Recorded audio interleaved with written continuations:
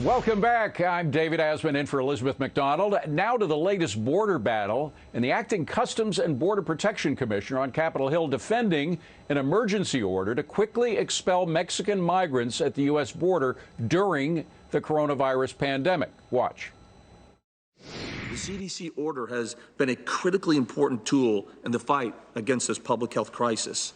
It allows CBP to prevent the introduction and further spread of this virus in an effort to protect the American people, our workforce, and the immigrants themselves. Let's be clear, this order is not about immigration enforcement.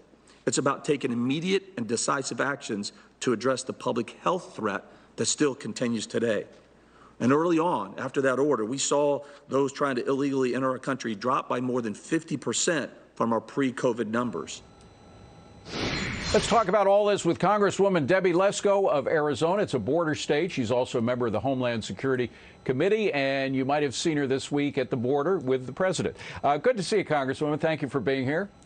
Thank you. It's great to be here. You know, we used to have a policy that didn't, most people just assumed was pretty obvious of forbidding people who had very contagious diseases from entering into the United States. Back around the turn of the century, 100 years ago, it was usually tuberculosis or some other disease like that. Now it's COVID.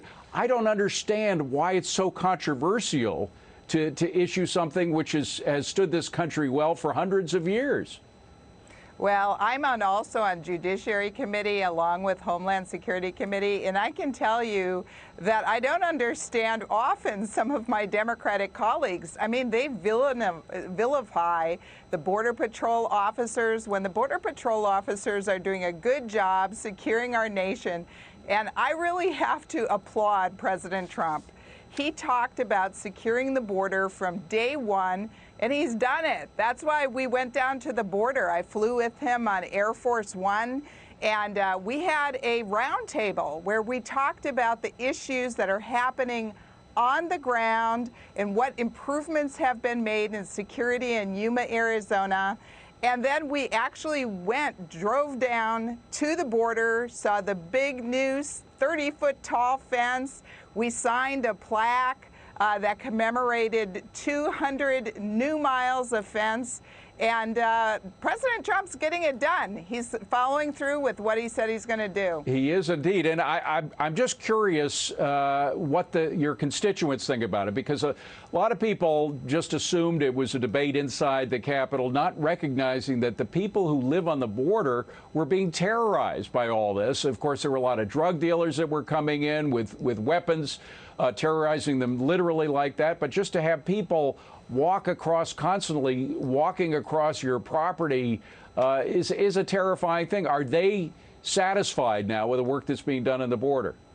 Well, they sure are happy that President Trump is our president, because he's actually doing something about it versus the previous administration that wanted to basically open up the borders. I'm telling you, I see firsthand how my Democratic colleagues prioritize illegal immigrants over U.S. citizens. They virtually want open borders, which could, you have drug trafficking, you have human and sex trafficking, and of course now we have coronavirus. So to what you and I think is common sense and building a wall so you can legally funnel people in an orderly fashion through the border, my Democrat colleagues really want open borders, and I just think it's insane.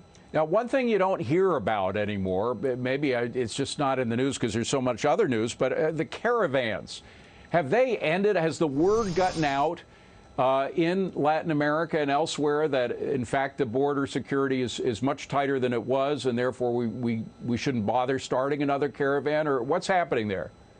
Well, yeah, those caravans of people, that is definitely slowed down, because what was happening before President Trump stepped in is that people knew that they could just claim asylum and very easily get into our country and then wait for sometimes years to see a federal judge and claim asylum. Most of them were denied, but by then they had already gotten into the United States and they didn't show up to court. So it was a real easy way for them to get across the border. And yes, my constituents care about this issue. All of Arizona cares about this issue. Before coronavirus took hold this year, border security was the #1 polling issue in Arizona, because it's not just the border communities that suffer. All those drugs come up into the Phoenix corridor. There's sex trafficking. There's violence. I mean, these drug cartels are not nice people. Well, They're and nasty. Congresswoman, let me be clear about it. I married an immigrant from Central America. There are a lot of Central Americans that are horrified by the human trafficking that was going on between the border. That alone is a reason why, even if you're an immigrant from those areas, you should be concerned about what's going on here. Oh, you're totally right. And, you know, they were using kids. Those drug cartels and human trafficking cartels were using children, you know, to try to, get better access for asylum. It was a gimmick. It was what they told these immigrants to do.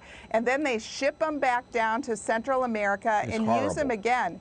It was absolutely horrible what these people will do. They don't care about the immigrants. Of course not. You know, it's awful, and we need to stop it, and thank God that President Trump has done it. All right. Well, Congresswoman, we thank you for your work as well. Debbie Lesko, have a wonderful weekend. Again, we thank you for coming in. Happy July 4th, by the way. That's just a week away.